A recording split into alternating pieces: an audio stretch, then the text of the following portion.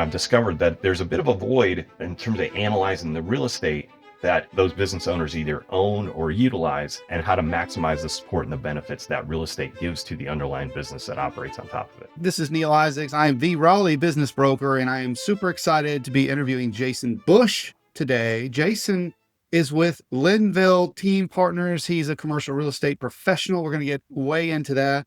And we're going to get into his role as the CEPA. We're going to tell you what a CIPA is if you don't already know, talk about EPI Community, all of that stuff, and how this helps business owners, business buyers, and the advisors who are helping them through these deals, why they would need a person to do this. So, but first, I've known Jason. We've had some really good conversations. I've known him through the EPI community for a little while now, and I have a lot of respect for what you do, Jason. So I want to invite you to give an introduction about yourself. Tell us kind of how we got here today. Thanks, Neal. I appreciate it. And likewise, you and I have connected originally through the EPI community and have had nothing but kind of fun, productive conversations, not only about our connections to EPI being CIPAs, but also our connections to the business brokerage community. So it's been a nice natural fit that we've figured out a reason to talk together today. My background, I'm, like you said, I'm a partner at a company called Linville Team Partners.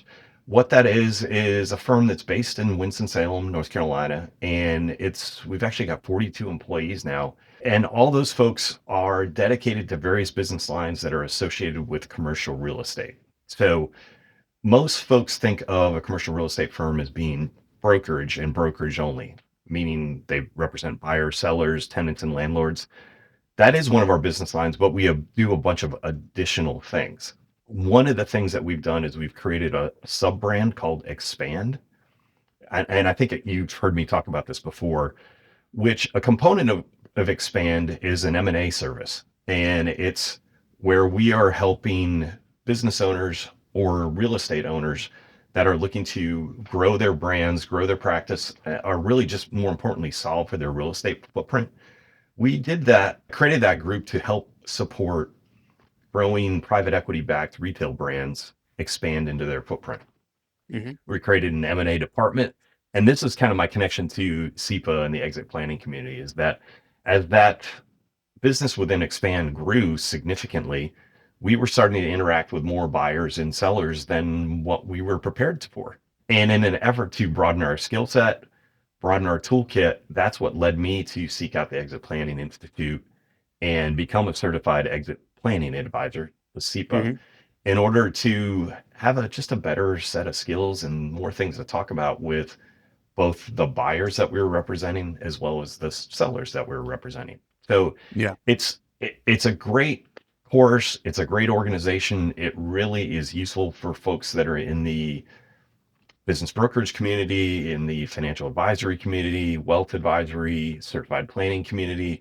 It really gives a lot of depth to your understanding of what business owners' needs are, both on the growth side and on the exit side. So yeah, that was kind of an introduction that kind of twisted into an explanation of how we know each other. That's great. And the EPI thing, I want to spend a little more time on that. And you've got some pretty interesting stats about the CIPAs out there. So Exit Planning Institute is the credentialing body that designates CIPAs. You and I are CIPAs. You are the CRE-CIPA. We'll define that a little bit later. Justin Goodbread is going to be on this program soon, probably before your episode. So our people that are kind of following are going to know him from CIPA. He's on the staff of EPI.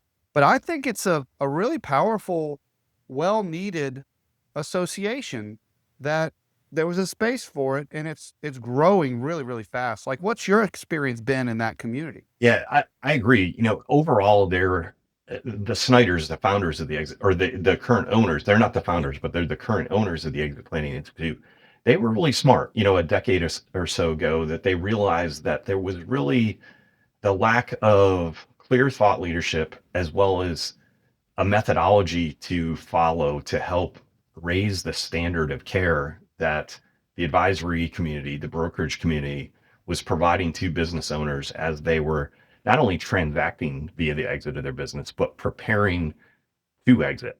And that is the significant difference, is that EPI recognized that this value acceleration methodology that they created really was useful to help people prepare to sell their business, but it was also just good business to help them improve the value of the business that they were operating by Yeah. de-risking, increasing readiness and attractiveness. And so, yeah, their vision has really led to this amazing culture of CEPAs now that exists, where over time, now there's 8,000, maybe 8,100 as of the time we have having this conversation. Yeah. And primarily in the US, there's a handful in Canada, there's some in Australia, but really it's primarily a US based certification. Mm. And that's pretty cool. They're minting another 100, 150 or so every month and have established 29, 30 regional chapters, which you're very intimate in terms of the creation of the Raleigh chapter. Yeah. So it's become a really interesting community. And the makeup of the community is really interesting too. I didn't really become a CIPA to become thoroughly embedded into the exit planning CIPA community, right? My original motivation was our internal business, the business that we were running at Linville Team Partners, our own M&A department.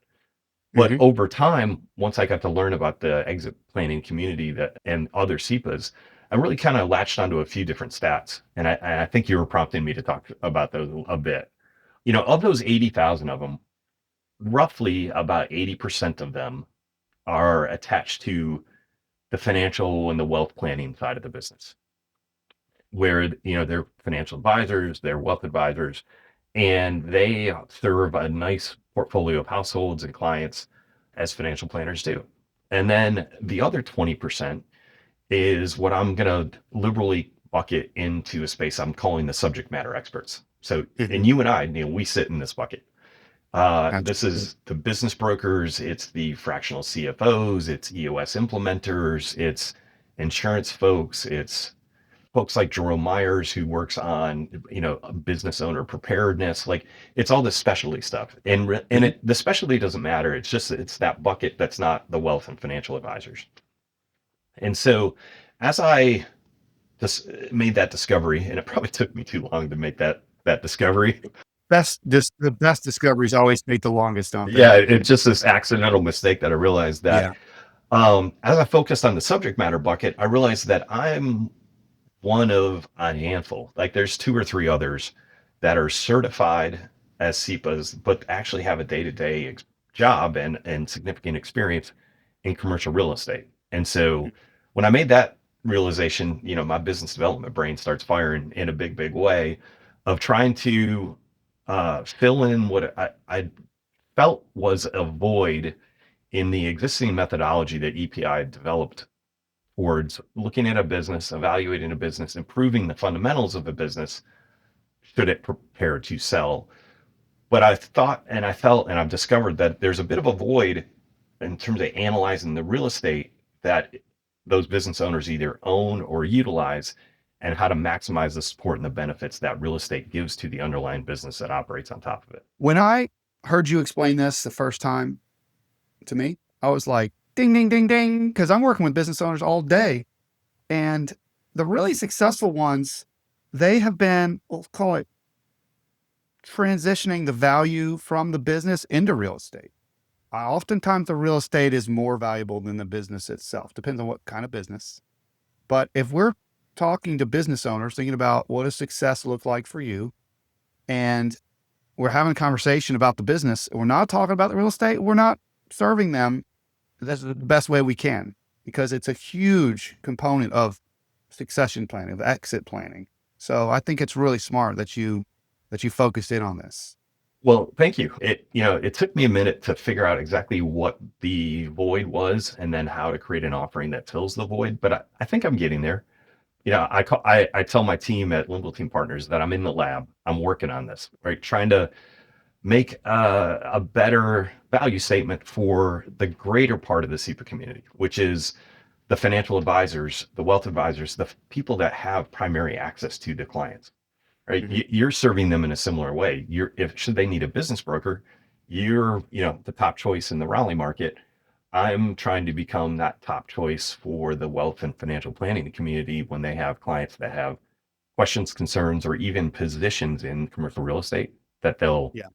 there's a way I can bring value to their world and that they'll choose to use us. The interesting thing, let's go down that road just a little bit, because Yeah. with businesses, business value is pretty easy to measure. It's historical facing for the most part. We calculate our EBITDAs, and we're looking in the rear view mirror, if this is a car analogy, and we're saying up till today it's made this kind of money. So we can make some presumptions what the earnings will be like moving forward. But in the real estate world, you really have to have a market expert that knows where prices are going for real estate. It's more speculative. We see a lot of business owners where their real estate is the highest and best use no longer fits the business that they built right there. And it can I call it a complicating factor sometimes when a business owner has a business and real estate, and the real estate value is just gone out of control. So there's a lot of advisory services that are needed in that space. Yeah, and for the way I've honed in on what our service offering is that over the last month or so, it's probably a month and a half, but really in high gear since we completed the exit planning in summit down in Florida, and Yeah. it was almost exactly a month ago today, I think, was when it concluded. My goal has been just to talk to as many financial advisors as possible. And Mhm. I've networked with hundreds of them and have been talking to about two advisors a day Yeah. over this last month. So I thank everybody that's given me their time and has allowed me to test my premise in terms of different ways that I think they need some value or could utilize our services. And, Mhm. at the financial advisor level, really, the the takeaway from most of them, nearly all of them, especially the ones that are CEPAs, because they've sought to have a higher education and to also have more tools in their kit to better serve their clients. Right? Mhm. They're the ones that are constantly learning, that are building trusted teams of advisors like you and I, and want to maximize the value that they bring to their portfolio clients. Yeah. One of the things that I'm finding with those folks is that they just want to know what are the questions that I should be asking my clients regarding the commercial real estate that they either own or occupy. Mhm. And it took me a minute to understand what that actually meant, but it's really they are looking for great questions to ask their clients such that they can find, as a result of the way those their clients answer those questions, either threads to pull on or potentially red flags that need to be dealt with immediately, or really more just questions of like, I think there's a way we can improve something here, right? It's that Yeah. thread to pull on, which then turns into a way for the advisor to create value, and then for my team to step in and provide thought leadership, scope out a project that helps them actually achieve that value that we think is there. Yeah. So it's kind of like a conceptual thing with the advisor. It's not necessarily technical at first interaction, if that makes sense, Yeah. Let's right? go there a little bit. I wanna, my first thought is you're a financial advisor, you're advising a business owner. I want to know if they and that owner has real estate. You know that. I want to know if they are commingled, if they have a separate company for their real estate holdings.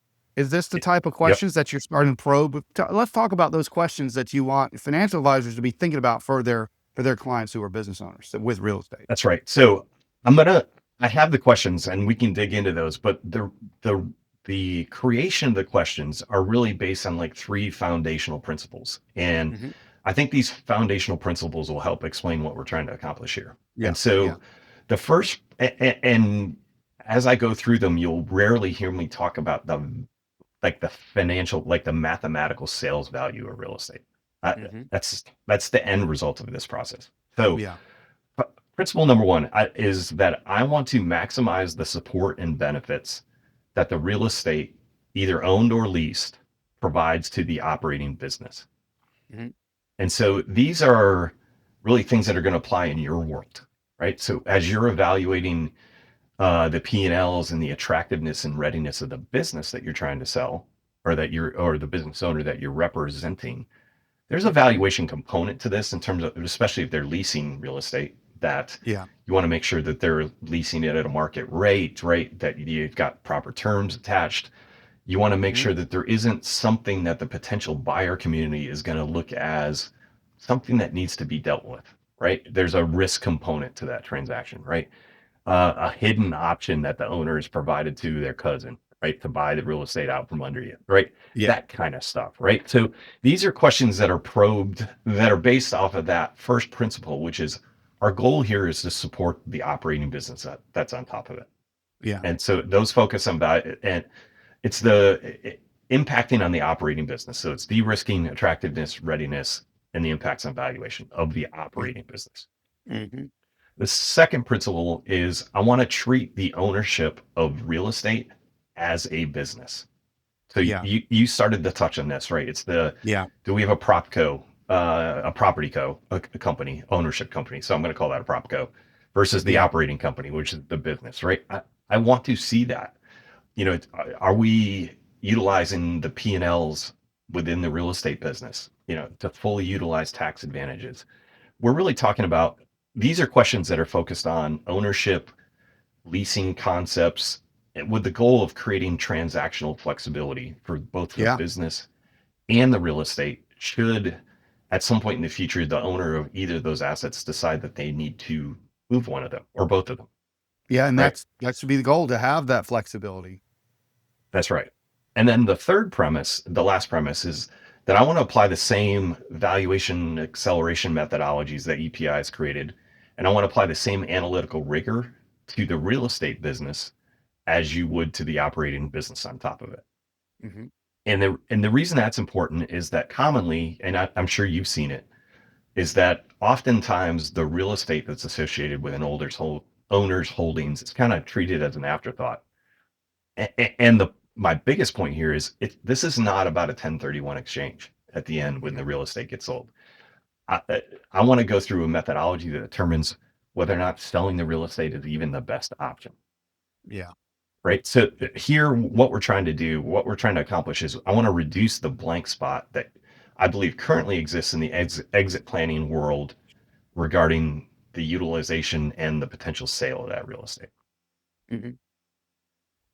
So I hope that all makes sense. Like I said, I'm always in the lab. I'm trying to refine those principles, but if I can get folks to understand what those are and why Yeah. those are the basics of the service associated with the CRE CIPA, I think it makes other things kind of fall in place. No, I love it. And these are conversations that we have as intermediaries. We use different language, but that's the whole purpose of this. That's why I like this EPI CIPA thing, is that we're advising clients on the same framework, and I can know that they need to be doing these things, and hopefully speak a similar language to you, and get them to know they need to. There may be some areas to discuss far. There may be some opportunities, there may be some gaps, and they need a professional, and that could be you. Same way a financial advisor could follow the same framework. Just knowing where the gaps are, I think, is what you're addressing with these foundational issues. And if the financial advisor isn't going to know all these things, but they need to know that they exist. I had a financial advisor reach out to me the other day, and he said, Neal, we're both CEPAs.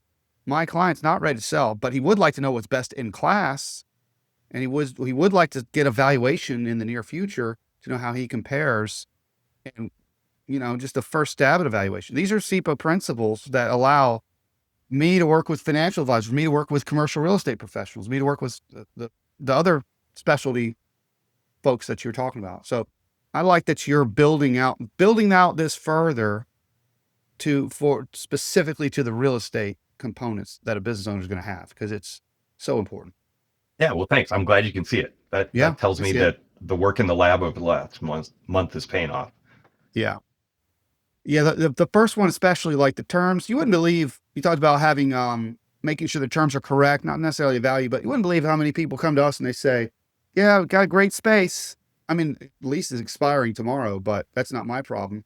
Yeah, And I'm I've been like, on a that's month-to-month definitely your problem. lease for I've been 6 years on a month-to-month lease. My Yeah. P&Ls look great, but you have no control over the space in which you operate, right? I That's a got a great problem. business. I pay half of what my neighbor pays. That's horrible. That's not going to last forever. That will directly impact your business value. Yeah, because your That's how buyer is owners present assuming, that to me, is they yeah, they sounds think of good. it as a Yeah. positive. Meanwhile, it's a massive adjustment to your EBITDA Yeah. because, that sweetheart deal, no buyer's going to assume that they shouldn't assume Yeah. that that's going to continue, right? The buyers are Yeah. going to assume that they're going to pay a market-based rent for that space. Yeah. Therefore, EBITDA just dropped. Maybe your exit multiple might have gotten impacted as well, right? Because now there's noise in the machine. Absolutely. Yeah. Yeah. So I think you've done a nice job of taking these real world problems and use the term framework or the foundations and putting them into nice categories that other professionals that your clients are going to be touching can easily recognize and then Mhm. get them into the right advisor, real estate or what have you. I think that's a nice framework. So I'm excited to see where you take this. Yeah. And so that's a wonderful segue. What we're developing now is, so how do we actually bring the value, right? Mhm. And so the first step when you see a void in a methodology that is we've created a bunch of training material, and it's really geared, there's depth to it. And really it's training primarily that's focused at the advisory community. So it's to advisors, it's business brokers, it's other CIPAs, it's RAAs, it's CPAs. There's a training focus there to help them understand there's more that we can be doing with this asset. And so there's layers to it. The first level of training is really it's kind of getting the basics down. It's Yeah. it's I want to and really it touches on like the discovery gate and the prepare gate Yeah. components of the value acceleration methodology. Here we're talking about de-risking. It's the basics, blocking and tackling. Like, I want you to understand how you should be owning your real estate, how to treat it as a business, how to understand what are the proper set of lease terms, how to make sure you've got proper leases in place. Like, it's foundational stuff. And Hmm. because you can't take advantage of, there's a ton of advanced techniques in the real estate valuation, tax minimization space, but you can't take advantage of those if you don't have your blocking and tackling in place. Yeah. And Yeah. if you don't have the blocking and tackling in place, you're going to create negative impacts on the operating business when you're seeking to sell that business. So that's what like the first level is. And it immediately helps us identify areas to add value to your clients Yeah. because they're going to correct some of those foundational errors. And you see it's not the rookie that makes these errors too. Oftentimes it's the incredibly successful business owner that, runs a $40 million EBITDA business on a piece of real estate they own, but their focus has always been on the business. And Yeah. so as a result, right, you would think that somebody like that would be properly resourced, but oftentimes there aren't because they're just a savant at their business.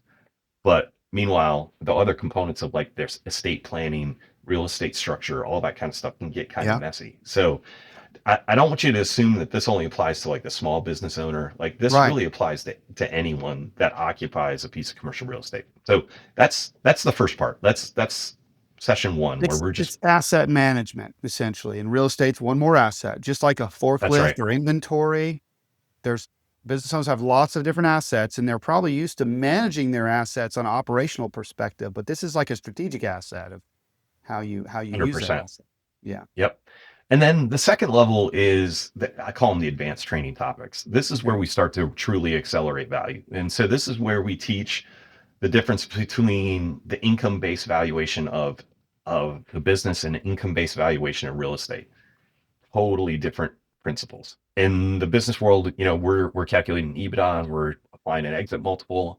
Generally, cap rates are going to be the vehicle by which we will value commercially occupied real estate. It's an income-based valuation.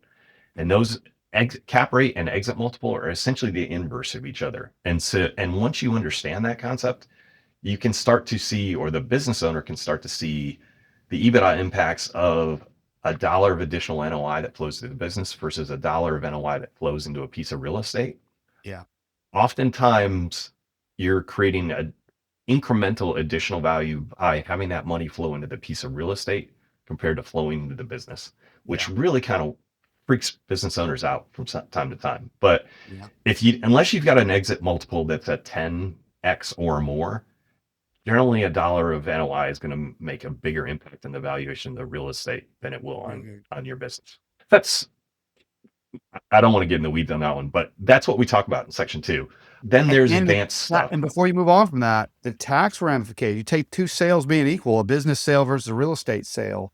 The tax, you touched on this, but the tax opportunities on the real estate sale are typically a little bit, there's more. There may be no more tax advantaged asset that you can own than a piece of Yeah. real estate, right? Yeah. And so if you're going to put value there, we can take advantage of it there. I'm imagining this scenario where a business owner is looking at now they know they have two businesses. Before they just thought, well, I pay the mortgage off through my business. Now they're like, oh, that's a business too. Now I have two businesses and I can put money in either one. And one of them is going to be more tax advantage and have a higher future value. Okay. I'm thinking about it differently now. This is Yeah, the I'm eye-opening listening, right? stuff. Yeah. Yep. And then there's advanced techniques that we're going to talk about in this session, which is cost segregation studies, bonus depreciation, environmental studies, even understanding how you calculate the financial basis of the real estate that you own, right? Yeah. Everybody worries about the tax implications, but you're only applying tax implications on the difference between what do you sell and what your basis is. So it's not just sales price. We need to understand what our basis is here too, also. So again, these are the advanced topics that are really built on a increasing readiness and attractiveness. Should we move into session 3, which is it's your exiting and transactional options. Yeah. And Okay. for here, it's really, that's a demonstration of like, what are the options for a seller that has a goal of fully exiting, meaning selling both the business and the real estate? Yeah. Most owners kind of fall in the trap of they believe they need to sell it the way that they bought it and don't realize that there's other alternatives. I mean, the simplest way to think about it from an option standpoint is that when you sell the business, you could also sell the real estate to that same business buyer. But what often happens is that buyers have capital sourcing concerns as well as capital allocation concerns. So oftentimes the buyer set may not have a desire or even the capital or have never chosen to allocate capital towards the purchase of real estate. Mhm. And so that doesn't fully meet the seller's goals at this point, right? They Yeah. want to fully exit. Well, we've got a great buyer for the business, but now we've got to figure out who's their buyer of our real estate. And Big part of this that's a training. corporate strategy too, like the Starbucks, except for McDonald's. I mean, most of these big companies, they don't want to tie up their equity in the real estate. They want Yeah, want to build more stores. McDonald's is a perfect example. In that training session, I have a description of the different strategies between two fast food providers. One is McDonald's, the other one being Chick-fil-A, where Mhm. you touched on it. McDonald's owns all of their real estate and they lease it to their operators, Yeah. which is essentially a corporate hedge against a downturn in the restaurant business. Yeah. Meanwhile, Chick-fil-A does exactly the opposite. They lease nearly all, I mean, they own some of their real estate, but they lease nearly all of it. And so what that means is they have elected to allocate their capital to their operations. Mhm. And anybody in the Southeast that's been to a Chick-fil-A, you can say their operations are pretty darn good and their Yeah. performance shows it, right? The average sales at a Chick-fil-A is more than 2x what an average McDonald's is. It's ridiculous. They're essentially in the same business, but you can understand both of their strategies. One just involves not deploying capital towards real estate. Mm-hmm. Yep. Yeah. Back to the transactional flexibility, if your business buyer it doesn't have a want or an ability to buy your real estate, then you're looking at options. Either you could sell the real estate before you sell your business, which typically can take the form of either a sale leaseback or an investor-based sale with the original owner as the tenant, or it happens after the sale of the business, which can have, there's massive benefits for doing that, especially if your buyer of your business is a higher credit, perceived Mhm. credit in the investor market than you as the original operator are. Or you can elect to never sell this thing, right? Yeah. You got a great tenant, you've got great income, you've got rent that's set. Now you can just use it for downstream estate planning needs. So I never go into this situation with the assumption, or I guess it's not me, right? I'm encouraging business owners, don't necessarily determine what the outcome is yet until you understand what all your alternatives are. Story for you, Jason. I met with a business owner this week and he moved here from another state, took a plot of land and built a business, expanded on it, And he first presented that he wanted to sell the business and the real estate together. We talked through this conversation. We talked for an hour plus. And as I put my CIPA hat on, I said, what are your what do you want to do? What does success look like? And I Yep. eventually I said, I think you have a few options. You exactly where you were going with this, Jason. Mr. Business Owner, real estate owner, you can sell your business and be a landlord, sell your business and your real estate, get completely out. Or you could actually repurpose it and just sell the real estate and maybe charge more. I got to a part of this puzzle where he knew he wasn't charging himself market rate. If I'm the landlord, I'm going to get double the rent that I pay myself. Well, are they really buying a business if the business couldn't support the rent that it's currently paying? So we went down that road a little bit, but here's the point of my story. The way he presented it first, I want to sell it all. By the end of it, he's like, I really just want to be a landlord. I really just want to have a positive stream of income. And as much as I love my business, I don't care if they shut it down. They want to do something different, as long as it is pays market rent.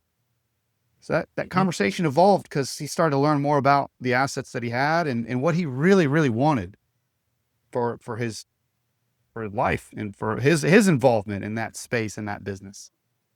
Yeah. No, that's great. That's a great story. I'm glad he's seen it. Yeah. Right. And that's Yeah. a testament to, your ability as a pretty experienced business broker in your market of being able to bring value before you're seeking just transactional experience. Right. And that's the challenge that I'm dealing with as a what's viewed as a commercial broker that's in the CEPA community is Yeah. generally most folks think that we're transactional, Yeah. that we're here to provide transactional support and complete that 1031 exchange as an afterthought within this Sure. business. And Yeah. if we do our jobs right, we may never need to do a tax minimization structure like a 1031 exchange or Delaware trucks or Yeah. some other alternative tool like an opportunity zone investment, right? That's not what we're here for. We're here to advise them through this process and then provide them the support they need as the situation arises, right? So, I mean, if somebody wants to sell their real estate, we can provide them all the transactional support that they need. But Yeah. I want to make sure that we go through the process via working with their advisor, making sure, as well as direct client support. Like we want to interact with that business owner and Yeah. walk them through the foundational principles, getting their blocking and tackling correctly so they understand what their options are and they Yeah. can make a good choice as to what those options are and then seek the right resource, either my firm or others, in order for them to accomplish their goals. Yeah. And that's, we take a similar approach to client service. And I like that you are saying, I'm seeing a bigger thing here. And I think that I can help other advisors help even more clients by taking a step back and saying, there is an opportunity. There's more value here. Let me help teach other advisors some questions to ask and some resources they may not know are available to them, especially in the CEPA community, and provide a path to them. I think that's great leadership, Jason. We're trying, we're figuring it out. Yeah. This is it's still fertile territory, but it's relatively virgin ground, right? Because there's not many others in the CEPA community that are commercial brokers that think about it this way. Yeah. So I'm happy to lead the charge and hopefully we can build a lot of thought leadership regarding the use of this asset in the exit planning process. Yeah. Yeah. Okay. I wonder, do you have any, I didn't prep you for this, but do you have any stories I love stories. Like I shared that one story that just Neal, happened this week. Most of mine are, hey, this happened. I learned something from going through this. I'm curious in your work, hundreds of give war me a stories. story or We two. both have some disasters. It could be a disaster. It can be a happy ending, but I, I want to hear some stories from Jason. so I like this story first because it's somewhat in real time. Like we're helping this business or this real estate owner. He's now just a real estate owner. He sold Yeah. his business already. Go through what's going to turn out to be a happy accident on his part. So let me make sure I get all the facts straight. So this is a business owner in North Carolina, kind of Charlotte area, and he owned the business. He owned the real estate. He sold the business about 6 years ago, and by luck of the capital allocation strategy of the buyer, that buyer didn't want to buy the real estate. So it's not like he was seeking out to stay a landlord. It's just the result of his transaction forced him to continue to own the real estate. Yeah. And so you touched on this earlier, right? You had a seller who is renting his location to his business at historically under market rates. Yeah. Nobody during the sale of the business process really kind of picked up on this. And so the business buyer ended up executing the lease at under market rates going forward, which is terrible for the real estate owner, right? Yeah. He's locked in a low Because value. he's locked in a low value of his real estate associated with his income-based valuation. And so the unique situation here is that despite that, the business owner has a lower than normal expectation of value in the real estate, which is uncommon. 9 times out of 10, real estate owners walk around with kind of like a country club valuation in their head, or their buddies told me that it's worth X, right? They don't really know what it's worth, but they generally just 9 times out of 10 assume that it's worth more than what it truly is. Yeah. In this case, this is the 1 out of 10. He's walking around with a number that's probably worth half or 60% of what it's really worth. Mm-hmm. And so that's great for us as advisors because there's immediate ways to add value. The first was just an exercise of helping him understand this is what it's really worth today. And so in this guy's example, he had a warehouse. It's about 15,000 square feet. He had it rented to his buyer under fixed rate terms at $4 a square foot. Like he doesn't have any rent increases, accelerations, anything. Like it's a terrible lease. Yeah, business owners pumped about this one. Yeah. So it's a triple net lease. So at least he's got that right. And so that real estate is bringing in 60 grand in income, and his tenant is decent quality. So they've got about a 7.5% cap rate. And so you take that NOI, you divide it by the cap rate. His walk around real estate valuation is about 800,000 right now. But the poor dude was carrying around a number in his head. He thought it was worth $500,000. So just by explaining math, real estate valuation math, suddenly he's 300 grand richer. And he's pretty excited about that. Usually goes the other way. That's great. Yeah. So that's why I love having this story, kind of, especially when you prompted me with a war story. But those are under market rents. And so at some point he's going to have, and it's probably a year or two away, but he's going to have the opportunity to renegotiate a lease with his tenant. Thank goodness. And what's a market-based rent there? Well, let's just assume it's double what they're paying, because it might be slightly higher than that, but this makes our understanding of the math a little easier, right? So square footage hasn't changed, the cap rate hasn't changed, but if you double the rate that the tenant is paying, guess what? Your real estate valuation just doubled. So if he is able to successfully renegotiate a lease with his tenant at market-based rents, now his valuation goes from 800,000 to 1.6 million. Yeah. And this is just the impact of having market-based rates. Yeah. So if this tenant moved out and he replaces somebody at roughly market-based rate, like his enterprise value is still gone up significantly, right? So, the unfortunate thing is, he sold this thing 3 years ago and he didn't really have an advisor working with him over the interim period of time. So cap rates as we walk around today in 2025 are much higher than what they were 3 years ago, because they're directly correlated to interest rates. So if he'd been going through this analysis 3 years ago, he might have sold the darn thing, because that tenant's cap rate might have been 100 to 150 basis points lower. So now you're talking about an extra 200 grand in value just because the investor market was willing to accept a lower rate of return. That's a good story. And I kind of had a funny epiphany just listening to you there. I mentioned my story about multiples. Like business brokers multiply, commercial real estate brokers divide by cap rates. Isn't that funny? Yeah, but it's the same concept, right? It's the same concept. One's the inverse of the other, right? Look, that was a happy accident that he didn't even know what he had back then. And if he had executed on that, then he would have had less in the future. Well, and for, a financial advisor, which a good one, right? Or somebody who's doing estate planning exercises for him, right? They have likely designed something that's going to fit his life and his future generations with the Yeah. assumption that there's only 300,000 or $500,000 worth of real estate value here, Yeah. right? Absolutely. Where Yeah. really they need to be planning around a transfer of an additional million, most likely, right? Yeah. And that structurally that makes a difference as you're For doing their your estate planning.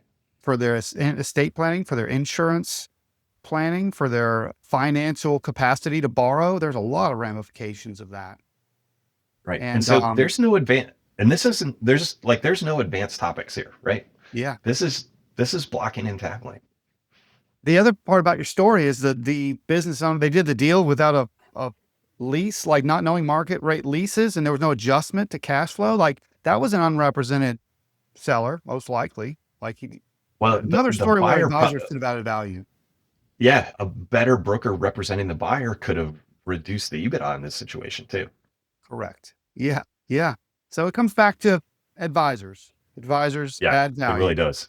And if you're watching out there and you're a business owner and you're like, I don't like to spend money on advisors, they cost money. I hope you're hearing that you get what you pay for. And it's not an advisor's job just to take advantage of an opportunistic type thing. We are trying to find value and add value and hopefully get more than you pay for us. And on behalf of advisors, these stories, I hope pull some of that out. So That's right. I find that stuff fascinating. And again, the Well, fact that you're building this out at the next level to help other advisors, I love that. that's a market that I believe, after having all these conversations with other CEPAs over the last 2 months, is really starving for some leadership here. And Yeah. because their premise is they want to be the best advisors that they can be. They want to bring the most value to their clients the same way you just described it, as well as they want to differentiate themselves from the sea of advisors that are out there. Yeah. Much like you did when you became a CEPA as a business broker, right? You sought a point of differentiation, a point of expertise. And so good advisors want to do that. And so the ones that I'm talking to are kind of self-selected, right? Because they're already CEPAs. They see the value in what the utilization of these concepts to their world and their clients will bring Yeah. value not only to their clients, but also bring value to them as advisors and their advisory office. Yeah. And for me, it's a part of my why, this service driven piece. Like, I mean, I think when I think about advisors and why I do it, it's like I'm passionate about guiding owners through these critical junctions on their journey of entrepreneurship. They built something incredible. They're looking at that next stage. There's a transom. I love that piece of taking it from here to there, and that it's I can make a living from doing that, but I can do that ethically and with good intentions and knowing that I'm adding value and helping. I know how crazy this journey can be, and I know where the pitfalls are. And I want to protect them Yep. from those challenges. And there's different advisors that fit into each thing, different part of that, depending on what assets are being transferred, what opportunities are available. So, well, let's start to round the bases here with where. So I'm an advisor out there, and I'm watching, and I'm like, Jason, the CRE CPA, the CRE CIPA, he's really onto something. I want to learn more. I want to get involved in this. I want to kind of plug this into my practice. Talk to us about what's the next step for them. Yeah. So I would recommend any advisor that is catching on to this concept, wants to learn more, reach out to me and I'll send you those top 10 questions to help. I want to bring value to their world first. And so any advisor that wants to receive it, I am more than happy to send which is it's a simple document branded under the CRE CIPA. It's the top 10 CRE questions for advisors to ask their clients. Yeah. And they're not technical questions. Like they don't have to be worried about the dreaded follow-up question, right? These are questions that are geared towards like working through our foundational principles. Let's understand the owner's level of understanding. Yeah. And so it's not a critique, it's not a grading, it's purely we're trying to find some threads to pull and ways to add value. So if you're an advisor, if you're a business broker, if you're an RIA, on other CEPAs in subject matter expert space, I don't care. Reach out to me. I'll send you those top 10 questions. And I I think there, guarantee if you've got a client set, you will immediately find ways to add value to their world just by going through that document with them. that's exactly what I was going to say. I mean, people smart people judge us by the quality of the questions that we ask them. And I think you're providing advisors some resources that are going to enable them to ask smarter questions that are going to get to the root of some bigger issues. And I realized earlier I was talking about business owners that own real estate, but you mentioned they don't have to own real estate. It could just be a business owner that's leasing. They still need to probe here around leased assets. It's equally important. 100%, right? Because if you're the tenant and you've got a terrible lease, Yeah. right, that impacts the value of your business. But Jason, that's not my problem. That's the business buyer's problem. I can ignore that, right? Uh-huh. All righty. Well, I also encourage people to follow you on LinkedIn. I know you from LinkedIn and around the EPI community. So come to a conference. This has been kind of a testimonial for EPI as well. We're both in the EPI community. So that's another way to connect with Jason, is with the EPI program. Yeah, I'm a member of the Raleigh chapter, which is the first EPI chapter in North Carolina. And Neal is one of the founding principals of the EPI chapter. So kudos to you. But I appreciate that. those EPI chapter meetings in Raleigh are a way to meet me. I attend almost all of them. Happy to discuss like client specific situations that you may have at those meetings. My goal is to introduce this concept both at the EPI at the national level, but also go visit all the other regional chapters and Yeah. talk to their membership, as well as potentially present to their membership at these various chapter meetings. Because what I'm finding is the appetite is there.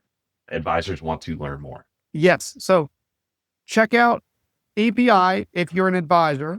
And actually, business owners, there's a new website called drivevalue.com, and you can learn a lot more about what CIPA is doing for business owners through that website as well. I think Jimmy Johnson is the race car driver that EPI is sponsoring. So pretty cool what they're doing there. Well, great. Anything else before we wrap up, Jason? This was a lot. Neal, I appreciate the opportunity to have a conversation with you today and fully support everything you're doing over in the Raleigh market.